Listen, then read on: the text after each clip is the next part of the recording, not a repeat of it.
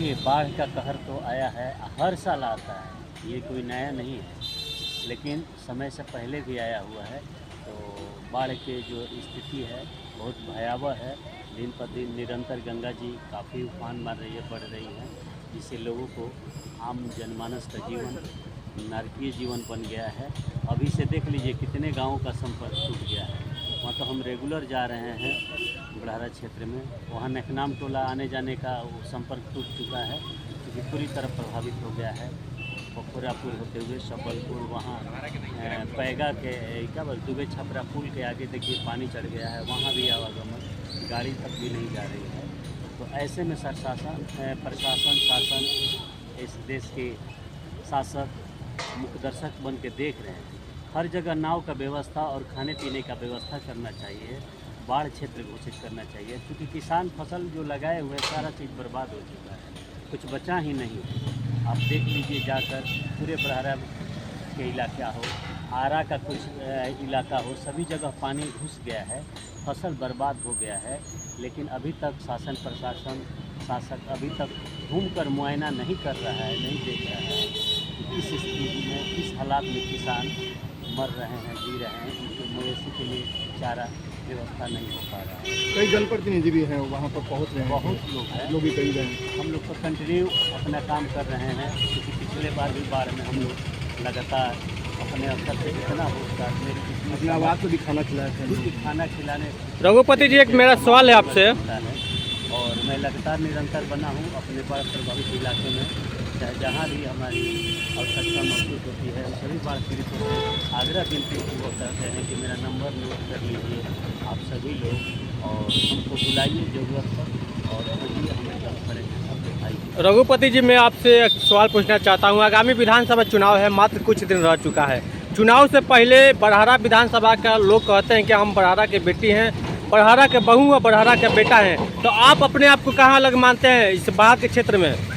चुनावी में तो बहुत लोग आते हैं, बहुत तरीक़ा के नाना प्रकार के बातें करते हैं। हम तो ये तो जाके सवाल बड़हरा के लोगों से पूछिए ना कि बड़हरा के लिए हम क्या हैं।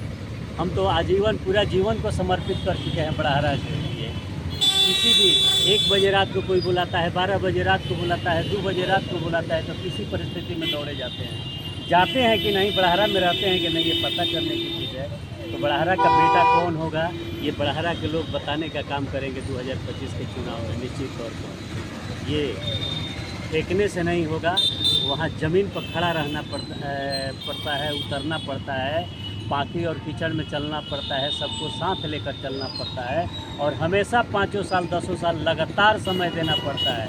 ये नहीं कि आए चुनाव लड़े, भागे, जीते, हारे, कोई मतलब नहीं, फिर चुनाव आएगा तो मेढक बरसाती के जैसा।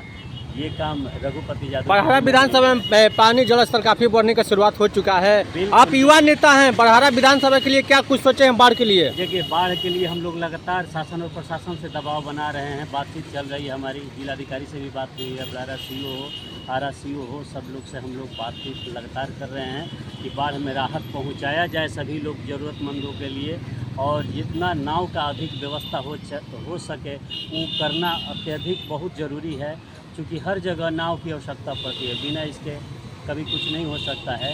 और मवेशी के खाने पीने के लिए चारा का व्यवस्था के लिए हम लोग मांग कर रहे हैं कि लगातार अभी से ध्यान दिया जाए, और हम लोग निरंतर अपने स्तर से जो हमारी औकात क्षमता होगी निश्चित तौर पर बड़हरा में हर जगह लंगर चलाने का काम किया जाएगा, खाना पहुंचाने का काम किया जाएगा, कुछ बांटने का काम किया जाएगा, क्योंकि ये हर साल का मेरा आदत है और ये मेरा फितरत है। क्या आप भी मानते हैं बरहरा के बेटा बरहरा के बहू हैं?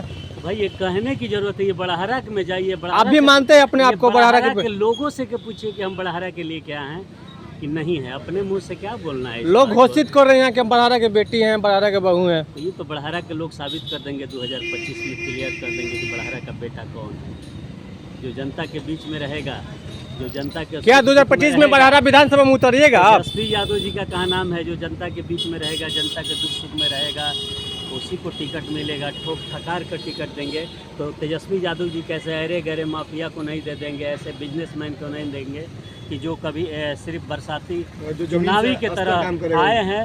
हवा की तरह और आंधी की तरह चले जाएंगे, वैसे लोगों को कभी टिकट क्या नहीं बनता। 2025 में उतरिएगा आप? बताएंगे। 2025 में उतरिएगा बड़हरा विधानसभा में? अब ये जनता का निर्णय होगा, जो पार्टी का निर्णय होगा, गाइडलाइन होगा, उसी आधार पर हम रहेंगे। पार्टी का निर्णय सर्वोपरि है। पार्टी नेतृत्व जो कहेगा, पार्टी के साथ मजबूती के साथ एकदम खून पसीना लगा कर एक करने का। चलिए, बड़हरा विधानसभा में जल स्तर काफी बढ़ रहा है, बड़हरा विधानसभा वाचू से क्या अपील करना चाहते हैं आप? सभी लोगों से, वहाँ के आम जनमानस, बड़हरा आरा सभी लोगों से अपील करना चाहे कि बाढ़ में बच के रहना है। बच्चों को खासकर पानी में नहाने ना दे। आपके घर के आगे पानी है तो बच्चों को अपने घर में रखने का काम करें, ताकि ऐसी कोई घटना अनहोनी ना हो सके।